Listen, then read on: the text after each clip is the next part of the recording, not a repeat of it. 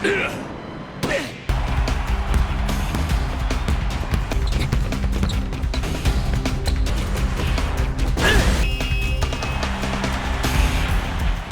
Sobat Anime, jumpa lagi dengan Dua Tarano. Kali ini kita akan membahas alur cerita anime Kuroko no Basuke Last Game. Film ini adalah kelanjutan dari seri animenya. Oke, langsung saja kita masuk ke alur ceritanya.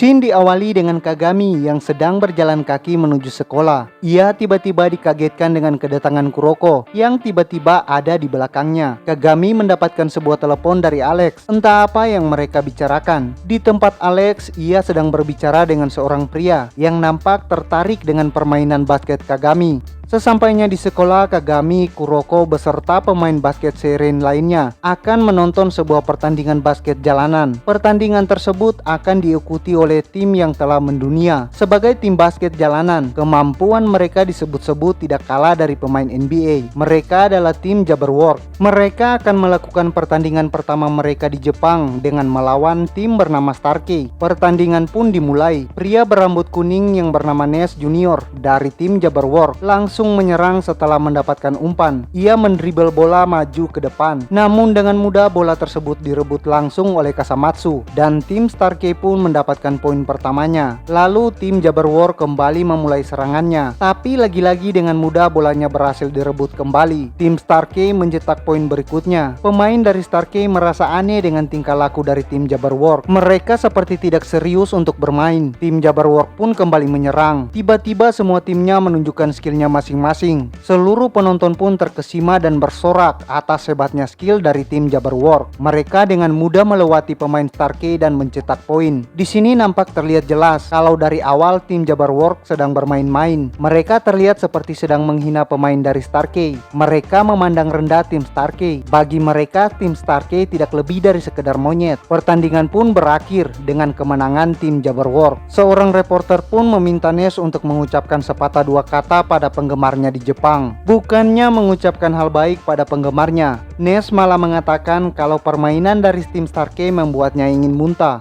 Ness menambahkan kalau semua pemain yang ada di negara Jepang seharusnya tidak perlu bermain basket. Ia tidak ingin bermain basket dengan pemain yang hanya level seekor monyet. Seketika seluruh penonton dan warga Jepang yang melihat pertandingan itu pun dibuat sangat kesal atas ucapan Ness. Mereka pun pergi setelah meludahi tangan dari Kasamatsu yang hendak mengajak salaman. Pada saat Ness dan timnya akan pergi dari lapangan, Kagetora selaku pembimbing menantangnya untuk kembali bertanding dalam seminggu dengan tim dari Jepang lainnya. Ia bertaruh kalau timnya kalah maka ia akan melakukan harakiri. Bila menang, maka tim Jabberwock harus meminta maaf kepada seluruh warga Jepang. Ness yang muak dan ingin membungkam serta membuktikan kalau warga Jepang tidak layak bermain basket pun menerimanya. Kagetora pun mengumpulkan para Kiseki no Sedai. Akashi, Midoriya, Aomine, Hise, Murasaki Bara pun berkumpul. Akhirnya setelah sekian lama mereka dapat bermain bersama kembali. Karena terakhir kali mereka bermain bersama ialah sewaktu mereka berada di SMP Teiko. Tentu bukan hanya Kiseki no Sedai, sang pemain bayangan dan cahayanya, yaitu Kuroko dan Kagami pun turut dipanggil oleh Kagetora. Untuk pemain cadangan, Kagetora sudah menyiapkan Hyuga, Takao, dan Wakamatsu. Dengan dipenuhi rasa kesal pada tim Jabberwock yang merendahkan seluruh pemain basket Jepang, latihan pun dimulai. Setelah latihan, Kagetora meminta izin untuk pergi ke klub malam sebab tim Jabberwock sedang berbuat rusuh di sana. Kagetora adalah pembimbing mereka selama berada di Jepang. Aomine mencari dan menanyakan di mana Kuroko. Midorima menjawab kalau Kuroko tiba-tiba menghilang sesaat setelah Kagetora pergi. Ternyata diam-diam Kuroko mengikuti Kagetora yang hendak pergi ke klub. Di sana ia menemui Ness dan pemain lainnya. Kuroko memperkenalkan dirinya dan mengatakan kalau ia adalah pemain yang akan mereka lawan nanti. Dengan tubuh yang pendek, tentu Ness menganggap ini adalah lucon. Semua pemain Jabberwock pun tertawa. Jason Silver menyuruh Kuroko untuk pulang saja. Kuroko yang tidak ingin pulang tiba-tiba menanyakan perkataan Ness yang mengatakan kalau orang Jepang seharusnya tidak bermain basket. Di lain tempat, Kagami dan Kiseki no Sedai menyadari jika Kuroko pergi untuk menemui tim Jabberwock sendirian. Mereka langsung berlari hendak menjemput Kuroko.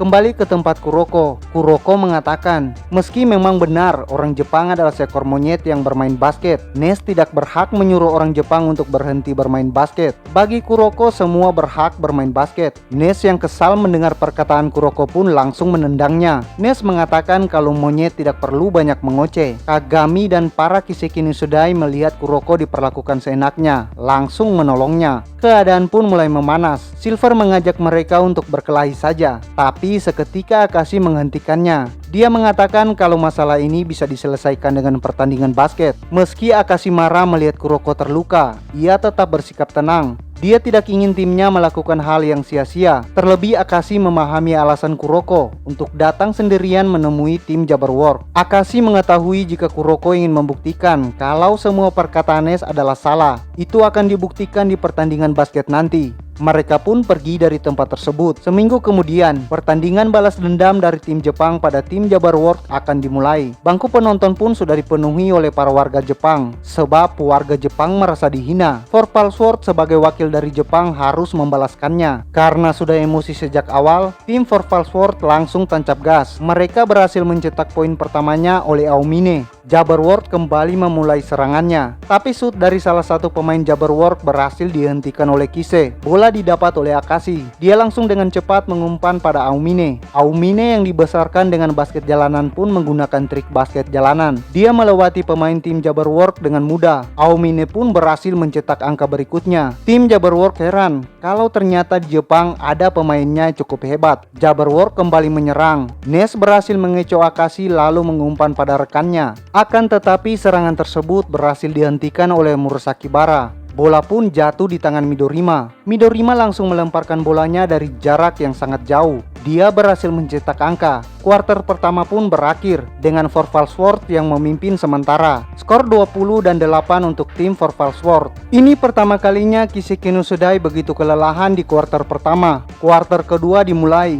Ness langsung mengumpan bola pada Silver. Aomine yang sedang menjaga Silver pun harus berhadapan one on one dengan Silver. Dengan kecepatan dan kekuatannya, Silver berhasil melewati Aomine. Dia mencetak angka meski sudah dihentikan oleh Murasaki Bara. Tim Forfal kembali menyerang, tapi dihentikan oleh Silver yang seketika langsung menyerang sendirian. Lagi-lagi kecepatan Silver tidak dapat terkejar oleh tim Forfal. Silver pun melakukan airwalk. Dia pun berhasil mencetak angka bagi Jabberwock. Forfalsworth pun melakukan serangannya, tapi semua serangan mereka berhasil dihentikan oleh Silver seorang diri. Bukan hanya menghentikan seluruh serangan pemain Forfal saja, ia juga berhasil mencetak beberapa angka sendirian. Emang jemba nih orang. Seketika skor Jabberwock menjadi 3-3, sedangkan Forfal hanya menambah 4 poin dari sebelumnya menjadi 24. Tim Jabber memimpin. Forfal pun melakukan timeout. Kagetora melakukan perubahan rotasi dengan mengganti Akashi dan Midorima. Kuroko dan Kagami masuk. Kise pun menjadi point guard. Ini karena Kise adalah pemain yang fleksibel. Timeout pun berakhir. Pemain Jabber yang melihat Kuroko bermain langsung menertawakannya. Mereka tidak habis pikir. Anak pendek dan terlihat payah seperti Kuroko sampai harus dimainkan. Jabber memulai serangan dengan Silver yang berhasil melewati Murasaki Bara. Ia hendak akan melakukan dang, tapi dang tersebut langsung dihentikan oleh Kagami. Tapi kekuatan Kagami masih kurang. Aomine yang tidak ingin Silver mencetak angka kembali langsung membantu Kagami untuk menghentikan Silver. Mereka menyatukan dua kekuatan. Akhirnya Silver berhasil dihentikan. Tim Jabber tidak menyadari hawa keberadaan Kuroko. Mereka pun lengah. Kuroko pun melakukan teknik Ignite Pass pada Kise. Bukan hanya Kise, Kagami dan Aomine pun turut menyerang. Kagami yang mendapatkan umpan dari Kise langsung berhasil mencetak skor.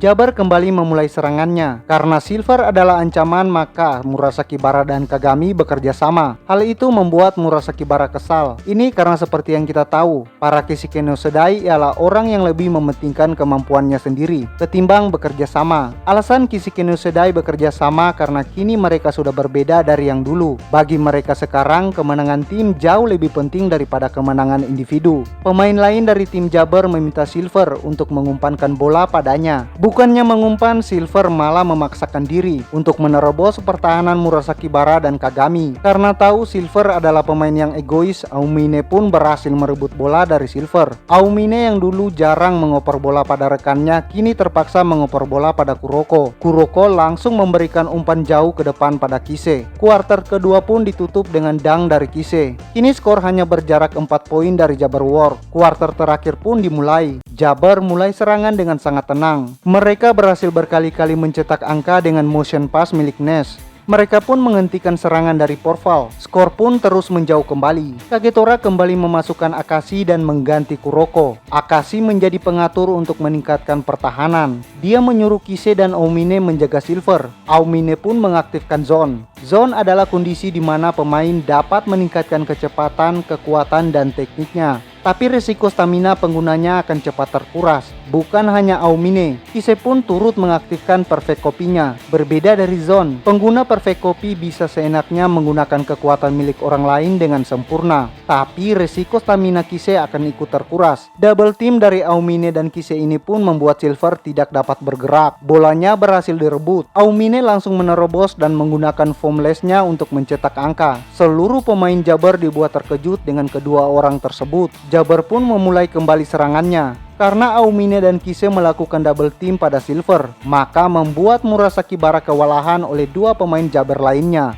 Terlebih Akashi belum dapat menghentikan motion pass milik Ness. Tim Jabber pun berhasil mencetak angka kembali. Sadar Murasaki Bara kewalahan, Kise menyuruh Aomine membantu Murasaki Bara. Ia sendiri akan menghentikan Silver. Kise tidak ingin stamina Aomine ini habis sia-sia karena Zone. Zone pun dinonaktifkan oleh Aomine. Karena sendirian menjaga Silver, Kise pun mengaktifkan Zone-nya.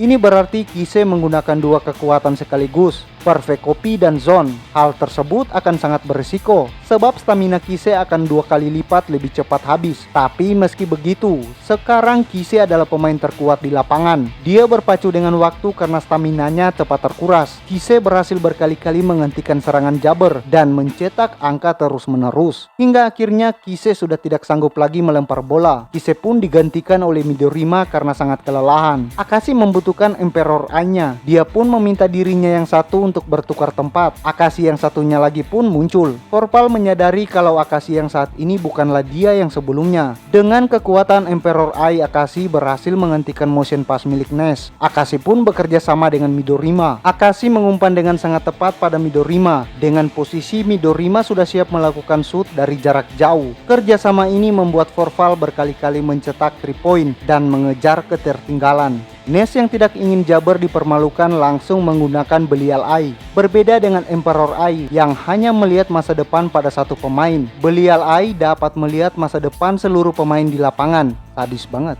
Murasaki yang tidak ingin Jabber terus mencetak angka akhirnya serius. Kini ia berhasil menghentikan Silver dan mencetak angka terus-menerus. Kesal dengan Murasaki yang berhasil mengalahkannya, Silver dengan sengaja mencelakai Murasaki Bara. Akibat terjatuh membuat lengan kiri Murasaki Bara cedera. Dengan tidak adanya center seperti Murasaki Bara, pertahanan Forval melemah. Kuroko yang marah melihat itu menyuruh Murasaki untuk membiarkan dirinya bermain. Murasaki yang jarang melihat Kuroko marah langsung menyetujuinya. Dia pun digantikan oleh Kuroko. Pertandingan kini sudah memasuki menit-menit akhir. Aomine dan Kagami langsung masuk mode zone. Dengan dibantu Kuroko, Forval pun berhasil mengejar ketertinggalannya. Bukan hanya Belial Eye, kini Ness juga membuat gaya permainannya seperti pemain NBA. Kali ini Ness benar-benar serius. Ia berhasil melewati 3 pemain sekaligus. Sadar timnya akan kalah bila tidak bisa menghentikan Ness. Akashi yang satunya lagi memberikan Emperor Eye-nya pada Akashi yang lain. Mereka pun menggabungkan 2 kekuatan, di mana kini Akashi terlahir kembali. Dia memiliki Emperor Eye yang dapat melihat seluruh masa depan pemain yang lebih jauh. Ini berarti kekuatan Akashi yang sekarang jauh di atas Ness. Ness pun berhasil dihentikan. Kini Forval hanya butuh 1 kali mencetak angka agar mereka bisa menang. Pertandingan tertinggal sisa 10 detik. Bukannya menyerang, Ness malah bermain-main agar waktu habis. Kemenangan di depan mata musnah seketika. Kuroko dengan misdirection-nya berhasil merebut bola dari Ness. Tak ingin menyia-nyiakan kesempatan, Kagami dan Aomine yang masih dalam mode zone langsung melesat maju ke depan. Kuroko pun melempar bola ke atas dan langsung disambut oleh Aomine dan Kagami. Nes pun berniat untuk menghentikan mereka, tapi Kagami dan Aomine bersama-sama memasukkan bolanya. Ini membuat Nes tidak sanggup menahan dua kekuatan es tersebut. Jabber pun kalah. Kagetora dan seluruh pemain Forval merayakan kemenangannya. Kagami mengumumkan pada seluruh pemain Seirin kalau ia akan pergi ke Amerika. Ia mendapat undangan dari sekolah unggulan. Bukan hanya itu, Kagami juga berencana untuk menjadi pemain NBA. Tentu ini membuat Kuroko sedih karena akan kehilangan rekan sekaligus partnernya selama ini. Kata-katanya itu pun didengar oleh Kiseki no Sedai. Seluruh pemain Seirin dan Kiseki no Sedai menyemangati Kagami untuk mencapai cita-citanya. Sebagai perpisahan bagi Kagami, Kiseki no Sedai pun mengajak seluruh pemain basket Seirin untuk bertanding. Tidak diperlihatkan siapa yang menang, namun yang pasti Kiseki no Sedai lah yang pasti menang. Hari di mana Kagami akan meninggalkan Jepang pun tiba. Para pemain Seirin mengantarkannya ke bandara. Di sana mereka saling mengucapkan salam perpisahan. Mereka pun berpisah. Saat akan pergi, Kagami teringat kembali kenangannya bersama Kuroko. Ia pun berlari kembali untuk menemui Kuroko. Dia merasa belum mengucapkan perpisahan pada Kuroko dengan benar. Kagami pun berhasil menemui Kuroko. Sambil mengeluarkan air mata yang sudah lama terbendung, Kagami mengucapkan terima kasih yang mendalam pada Kuroko. Karena tanpanya ia tidak akan sampai sejauh ini. Kuroko pun mengatakan, sekarang atau nanti ia akan selalu menjadi bayangan bagi Kagami. Dua sahabat ini pun kini benar-benar berpisah. Kemudian Kiseki no Sedai berkumpul dan membicarakan kepergian Kagami. Mereka berniat untuk terus bermain basket. Akashi mengatakan, selama kita bermain basket maka kita pasti akan bertemu kembali. Film pun tamat. Nah, gimana alur ceritanya? Pesan moral dari anime ini, jangan pernah pandang enteng. Oke, sampai jumpa di alur cerita berikutnya.